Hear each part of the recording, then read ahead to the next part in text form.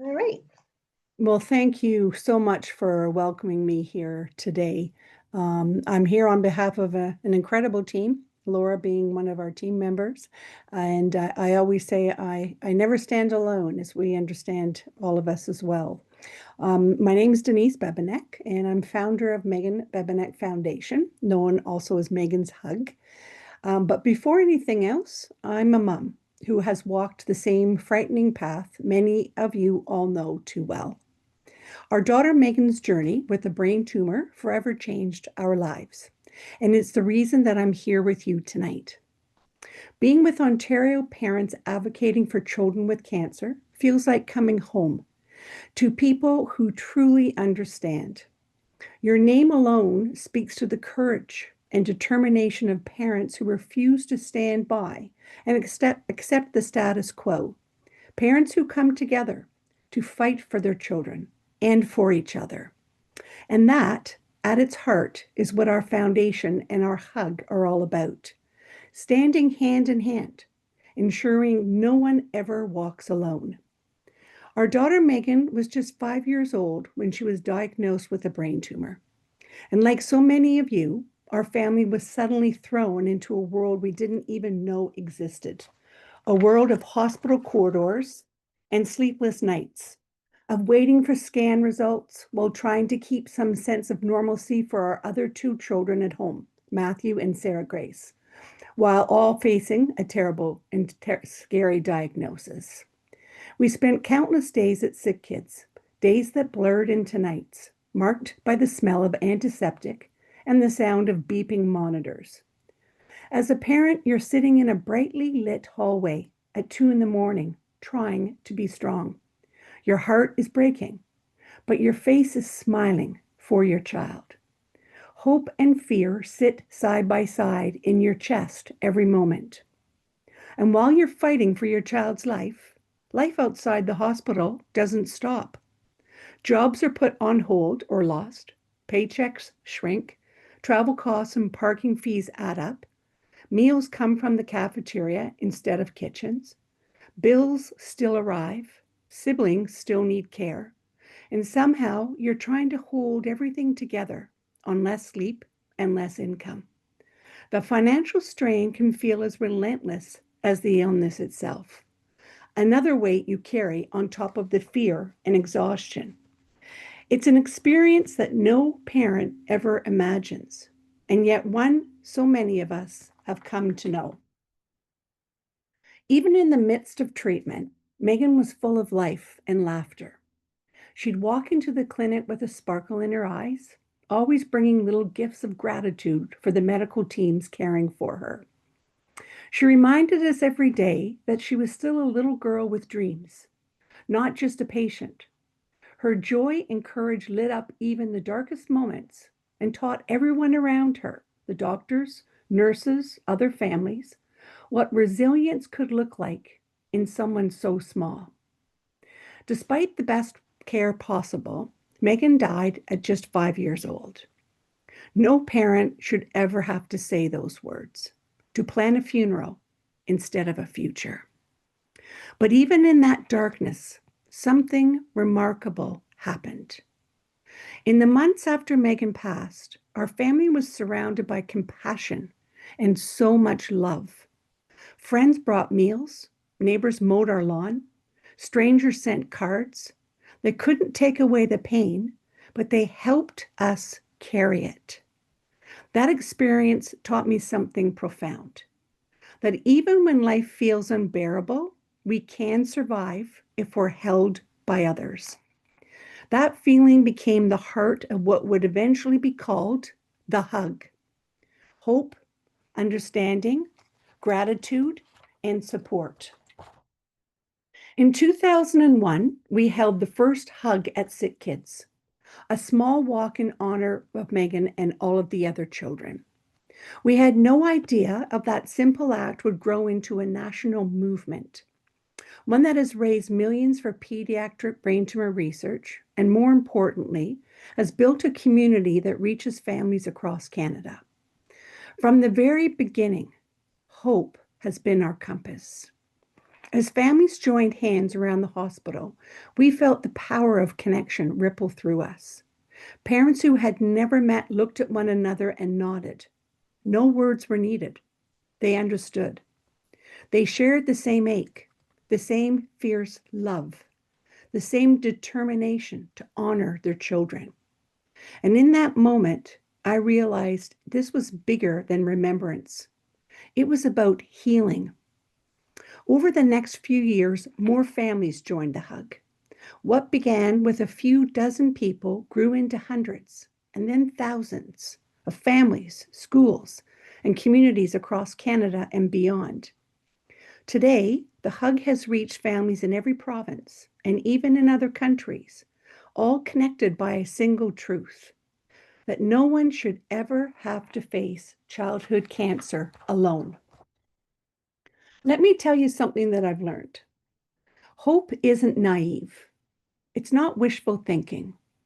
For a parent facing childhood cancer, hope is courage. Hope is what gets you out of bed when your heart is breaking. Hope is what lets you hold your child's hand through another round of chemo. Hope is what helps you keep believing in a future when fear is all around you. And hope grows stronger when we share it with each other. Every family here tonight is part of that hug, whether you've realized it yet or not. What started as a single circle around SickKids has become a symbol recognized across Canada and beyond. A movement grounded in 4 simple but life-changing values: hugs, hope, understanding, gratitude, and support. For parents who are newly navigating a diagnosis, it offers immediate belonging. When you step into the hug, you no longer feel like a stranger in your own story. You're surrounded by people who get it. People who understand what it's like to wait for scan results, to sleep in hospital chairs, to balance hope and fear in the same breath. For families who are grieving, the hug becomes a safe place to remember. Parents have told me that walking with others gives them permission to say their child's name again and again, to speak it out loud in a community that honors every child's life, no matter how short. For siblings, the hug brings visibility and comfort. They see other kids like them, kids who have watched their brothers or sisters go through treatment, who felt scared or forgotten, who now know they're not alone. And for families still in treatment, the hug provides a moment of hope, a reminder that they are surrounded by a network ready to lift them up. When you're part of the hug, you feel seen, supported, and strengthened by a community that walks beside you through every high and low.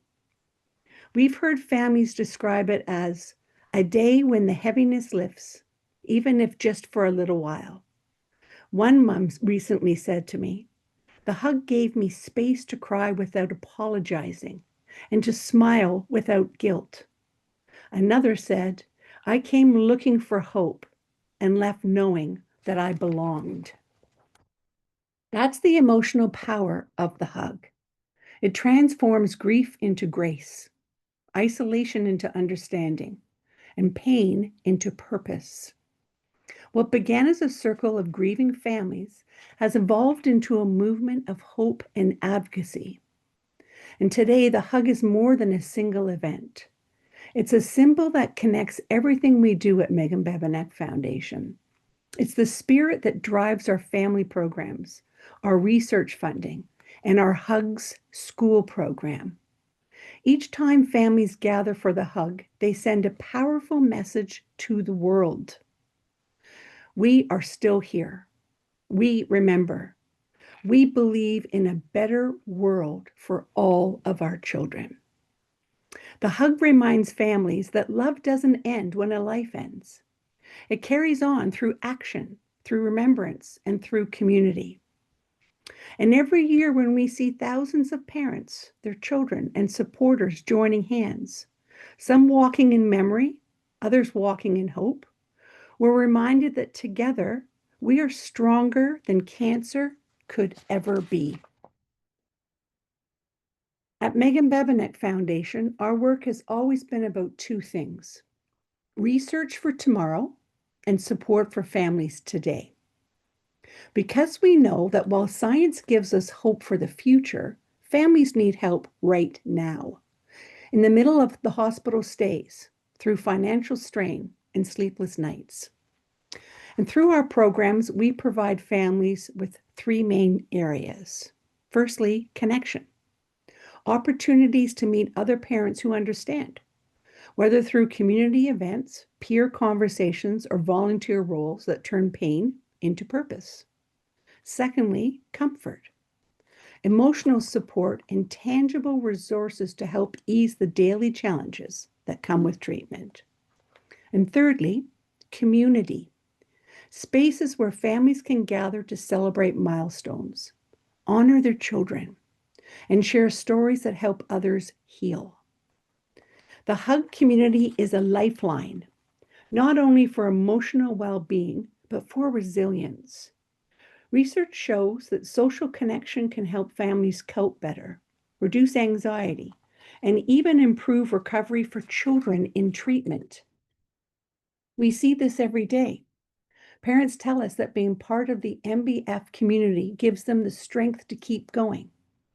They say things like, "When I didn't have words, someone else spoke them for me. When I couldn't stand, somebody held me up." That's what our hug means. It's not a single gesture, but an ongoing circle of care, which surrounds every family member who needs it.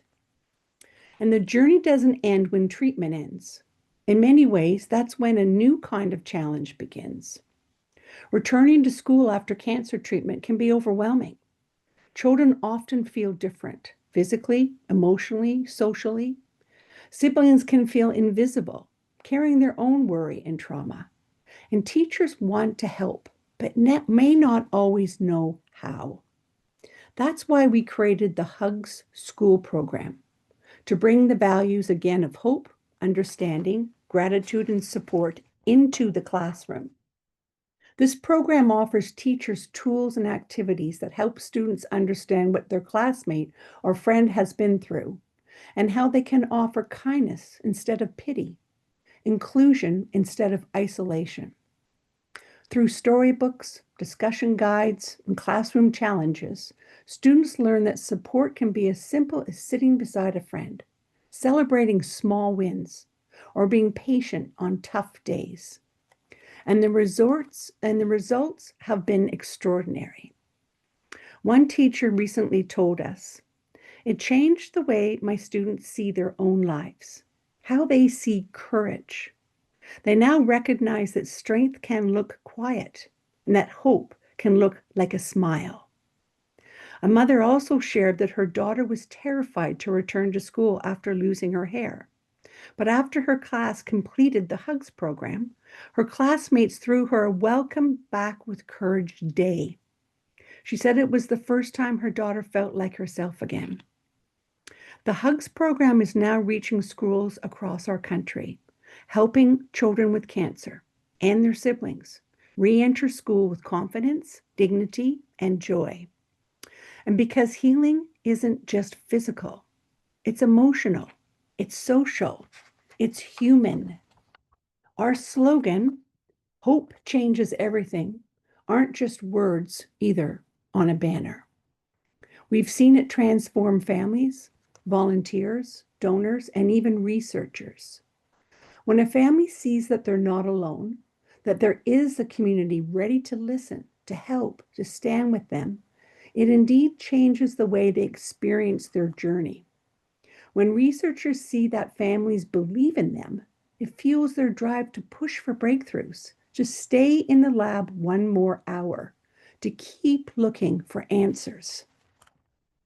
I think about families we've met who tell us that simply knowing our community is there gives them strength.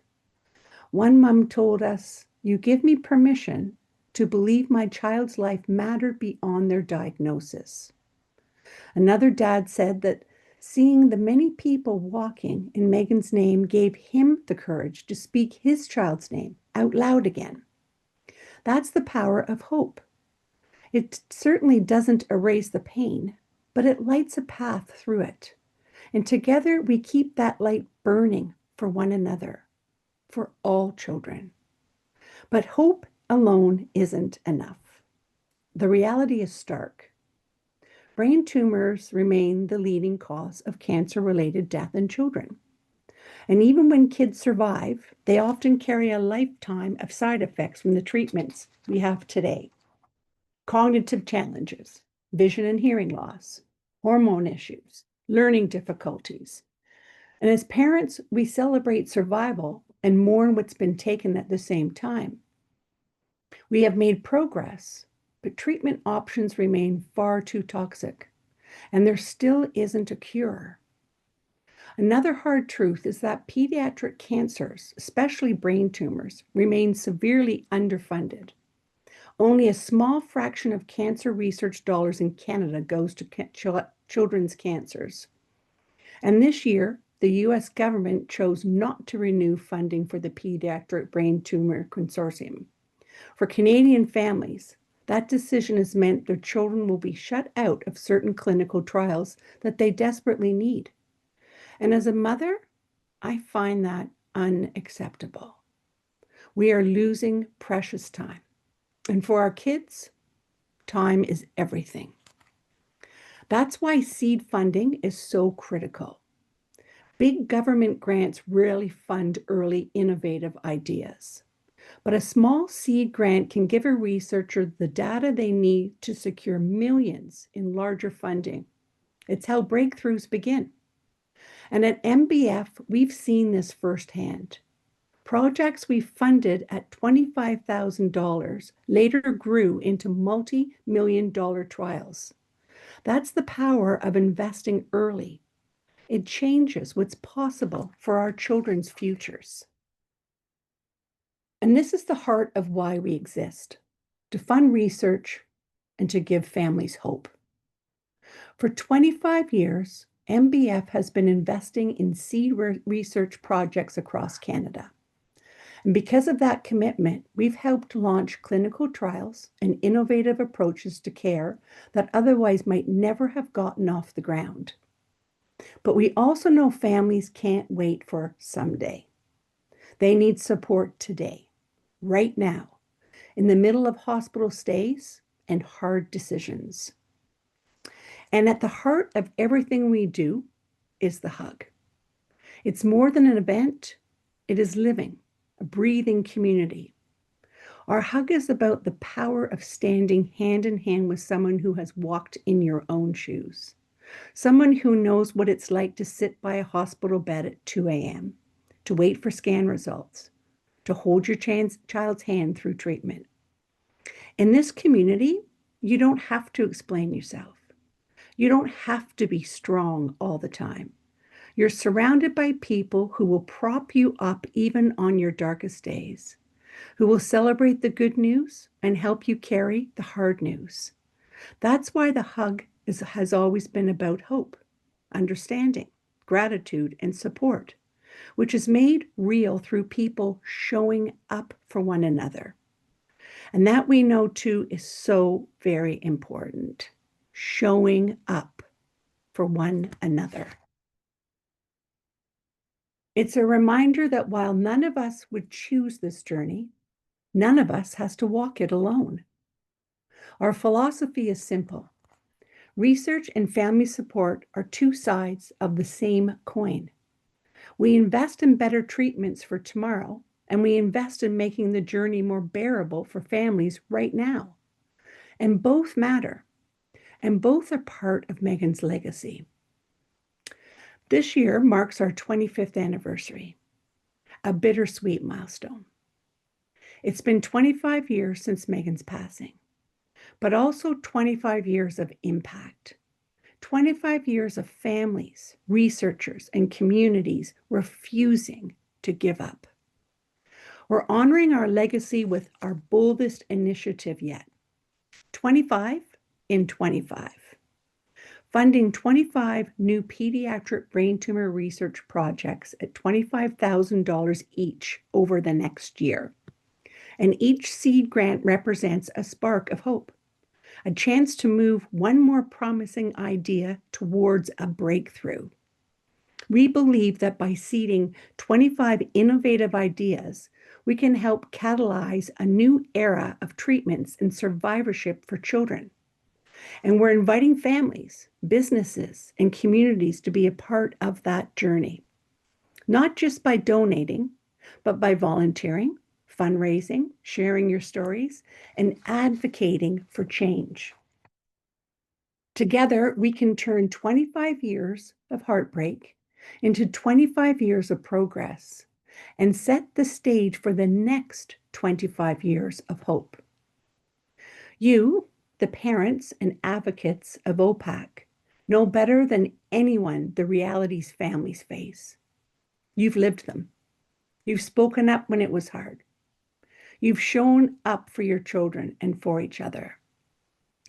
Here's how we can stand together to make even a greater impact. Number one, advocacy. Use your own voices, which carry the weight of lived experience, to demand sustained investment in pediatric cancer research and equitable access to clinical trials for every child in Canada. 2, connect with families. When you meet parents who are struggling, point them towards MBF so they know they're not alone and have a community waiting to hold them up. 3, amplify awareness. Share our campaigns and stories within your own networks.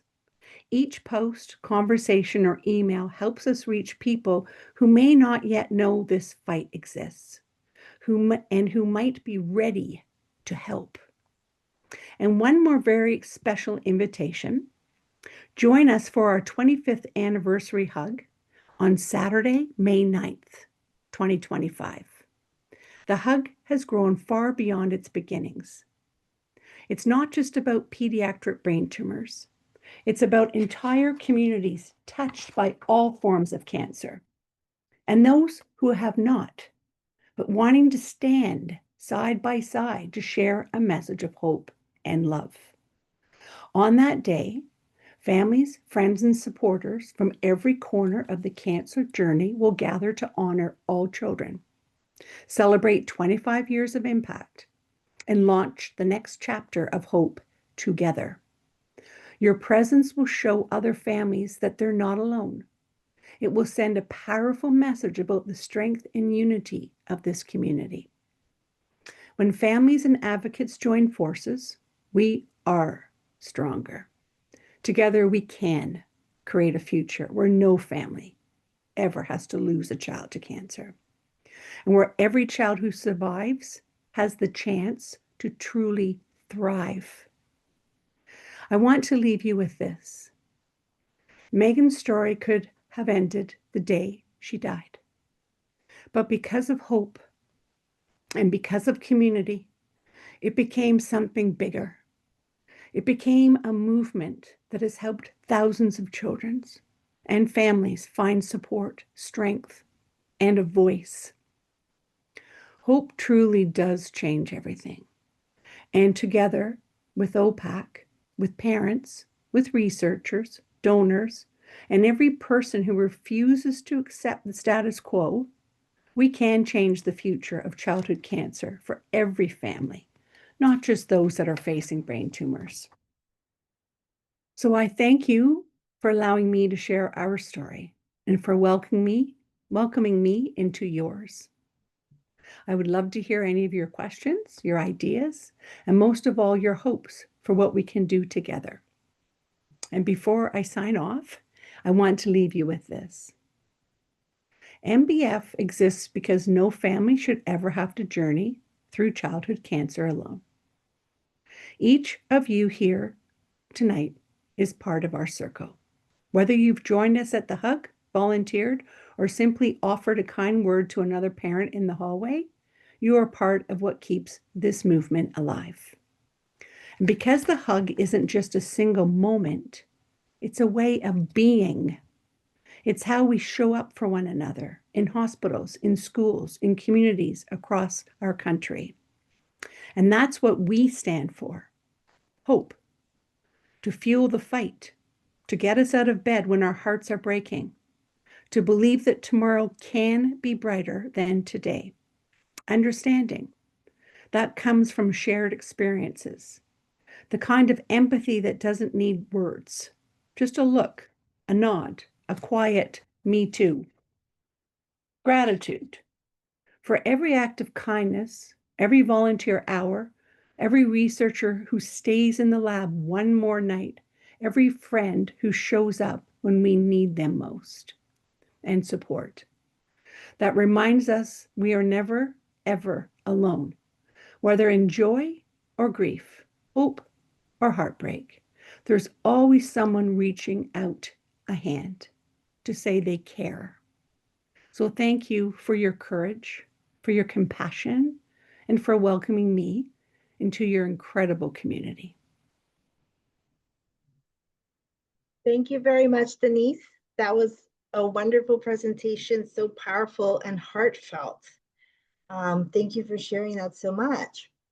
I'm wondering if, as a technical issue, was everybody else able to see the presentation? Because I only saw the main page, Laura. I don't know if you're muted, Laura. Okay. Oh no, really? It only showed the one page? Yeah, I saw it. I don't know if Yeah, I only saw the one page. Yeah, Me too. I only saw the first page. Yeah. Oh Yeah. no. I'm Okay, sorry now you about have a that. beautiful presentation there, right? So if you want it, I don't know if you want to just go Yeah, through I can send it to just you. show it, or yeah, okay, yeah. You can send it to me and I can share it tomorrow with everybody Okay. else. Yeah, because I don't want it to go to waste. I know you guys worked on it. Okay, I will. Yeah, I didn't realize that it wasn't showing. Yeah, I tried to message you, but it's okay. You might have been busy. But anyways, yeah, just share it with me and I'll Okay. send it to all our participants as well. Okay, thank you. Sorry about that, everyone. Okay. But yeah, Denise, it was so great to hear all the wonderful work that your foundation is doing with funding research, which is so important, as you said. So little research goes towards childhood cancer causes in Canada and in the US as well. And learning about the HUGS program as well in the program in the schools, I mean. And I saw you also have a post-secondary program as well. Somebody had asked before about how young adults can help over 18, for example, to support. I saw that on your website too. Any questions? Any questions or comments for Denise?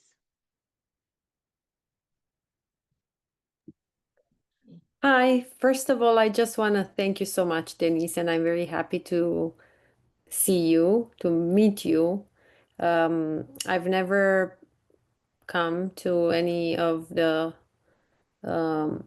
Megan's Hugs, but I participated to one when I was in the hospital in 2016. And I even shared the message, I don't know how, when I registered for this Zoom meeting, there is a way to leave a message there for the speaker. I don't know if you found it, but I will say now that I will never forget that day being in the hospital and having that overwhelming feeling. I was with my Emma. She was having chemotherapy. It was Mother's Day, right?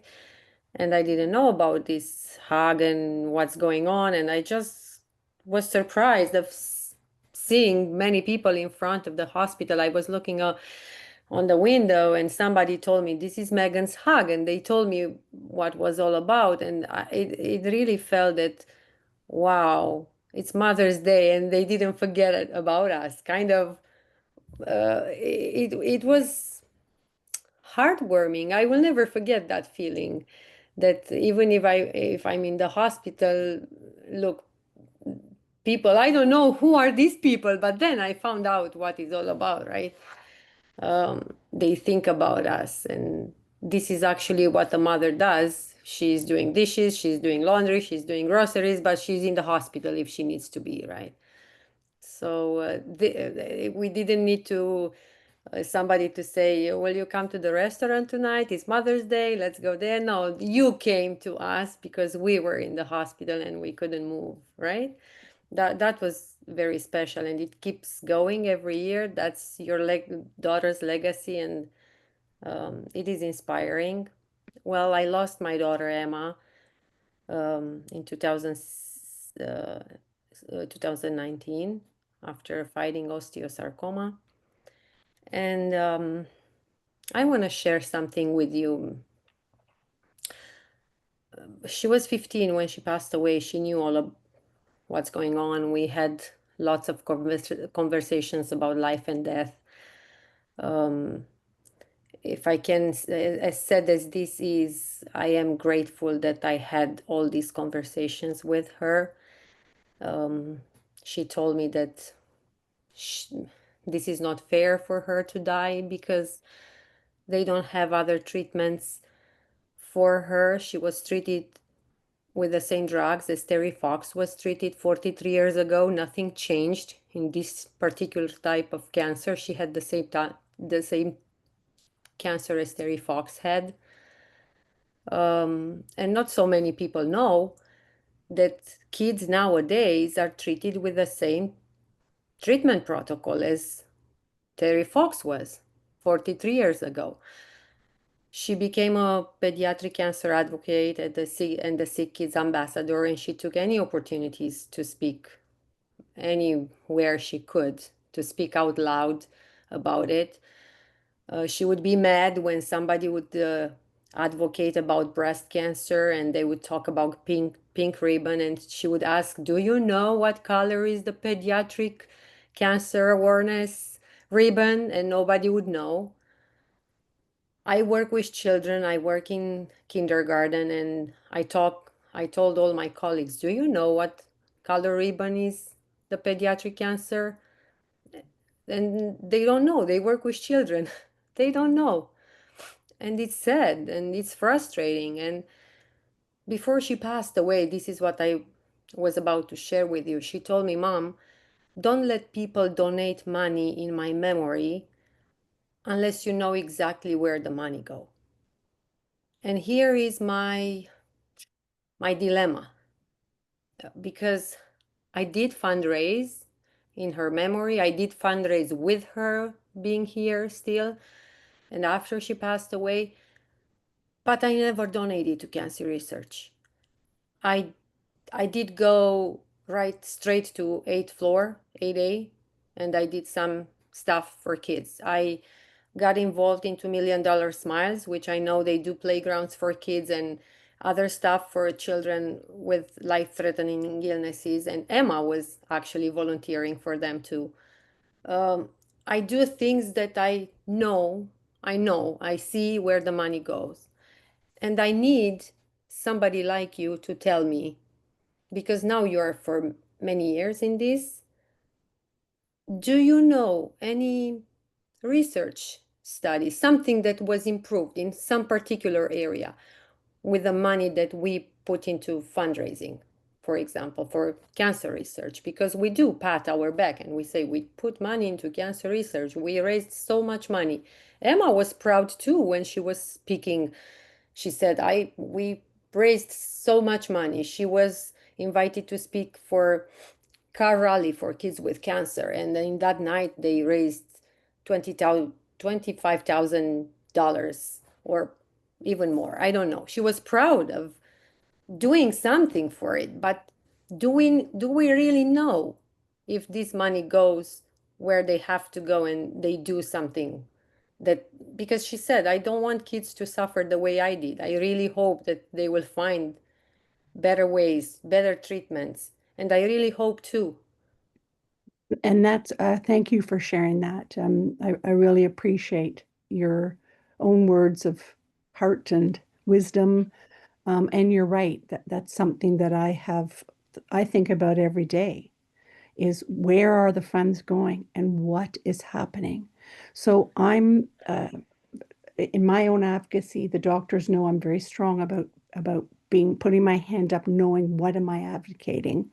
And I actually sit on an allocation committee where I see the doctors, what they are asking for funds for, and then where they're allocating their funds. And some of these seed grants have indeed been transformed into larger funding for the doctors that have brought them. Of course, we're still far from any cures, closer to understanding for what I'm fundraising, brain tumor research. And we know that the ramifications in any childhood cancer research is quite profound. It helps across the board. And I always say, in the meantime, when I went and applied for that permit, the city hall committee at the time, almost laughed, saying, "You want a permit to hug a hospital? You just lost your child. Like, that's way too much, way too big." And I don't mind sharing this because I said, "No, it's not. While we wait, it is the best medicine, and it will get us closer." It was the next day that the head sergeant, police sergeant at the time, and the lady who was in charge of events for the city of Toronto showed up at my front door, and they couldn't even look at me. They were both tears rolling down their eyes, saying the only day we can give this permit is Mother's Day. In the whole year, Denise, it's serendipity. And then they said what happened in the office when I left, not about me, but everyone started sharing their stories. They closed the door, they turned off their screens.